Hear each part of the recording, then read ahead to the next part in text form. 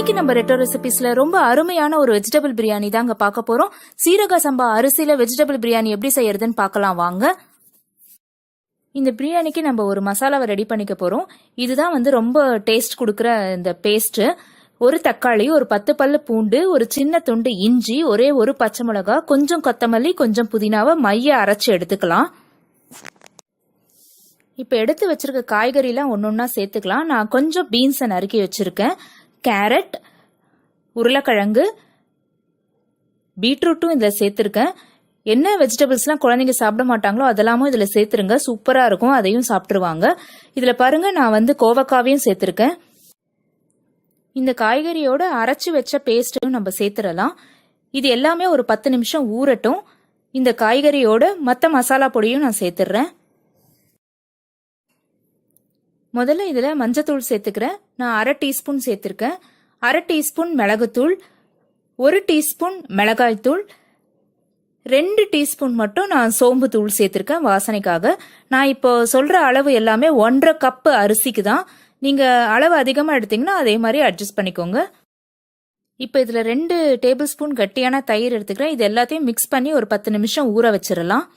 இப்போ ஒரு ப்ரெஷர் பேனில் 1 டேபிள் ஸ்பூன் எண்ணெய், 1 டேபிள் ஸ்பூன் நெய், அது சூடானதும் ஒரே ஒரு பிரிஞ்சி இலை, அப்புறம் ஒரு வெங்காயத்தை நறுக்கி சேர்த்துருக்கேன். எந்த மசாலாவும் இல்லை. இது ஒரு 5 நிமிஷம் வதங்கினதுக்கு அப்புறமா நம்ம மேரினேட் பண்ணி வச்சிருக்க காய்கறி எல்லாத்தையுமே இதில் சேர்த்துடலாம். இது நல்ல டேஸ்ட் கொடுக்கும். அதுவும் நம்ம எடுத்துக்க போகிறது சீரக சம்பா அரிசி வேற. பாசுமதி அரிசியை விட இதில் ஸ்மெல்லும் அந்த டேஸ்ட்டும் ரொம்ப வித்தியாசமாக இருக்கும், ஹெல்த்தியும் கூட. நீங்கள் இந்த மாதிரி பிரியாணி பண்ணும் போது சீரக சம்பா அரிசியை யூஸ் பண்ணி பாருங்க. இப்போ எல்லாத்தையும் நல்லா மிக்ஸ் பண்ணிக்கலாம். ஒரு 2 நிமிஷம் அந்த காய்கறி எல்லாம் வதக்கினதுக்கு அப்புறமா நான் அதில் 1.5 கப்பு தண்ணி சேர்த்துருக்கேன். நான் 1.5 கப் அரிசிக்கு இப்போ 3 டம்ளர் தண்ணி சேர்க்கணும். இப்போ 1.5 கப்பு தண்ணி அதில் சேர்த்துட்டேன். மீதி 1.5 கப் காய்ச்சி ஆறின பாலை சேர்க்க போகிறேன். ரொம்ப டேஸ்டியாக இருக்கும், இந்த மாதிரி ட்ரை பண்ணி பாருங்க. ஒரு 2 நிமிஷத்துல நல்லா கொதிக்க ஆரம்பிக்கும். அப்போ நம்ம ஊற வச்சிருந்த சீரக சம்பா அரிசி 1.5 அழாக்கையும் சேர்த்துடலாம். இப்போ தேவையான அளவு உப்பு சேர்த்துருங்க. கொஞ்சம் தூக்கலாக இருந்தால் தான் நல்லா இருக்கும். நல்லா கொதி வந்த உடனே பேனை மூடி வச்சிடலாம். இதுவும் நல்ல வாசனை வரும், பாசுமதி ரைஸ் மாதிரியே. மீடியம் ஃப்ளேமில் 2 விசில் வரட்டும். நம்ம எல்லாத்தையுமே அரைச்சி சேர்த்துருக்கிறதுனால ரொம்ப வாசனையாகவும் டேஸ்டியாகவும் இருக்கும்.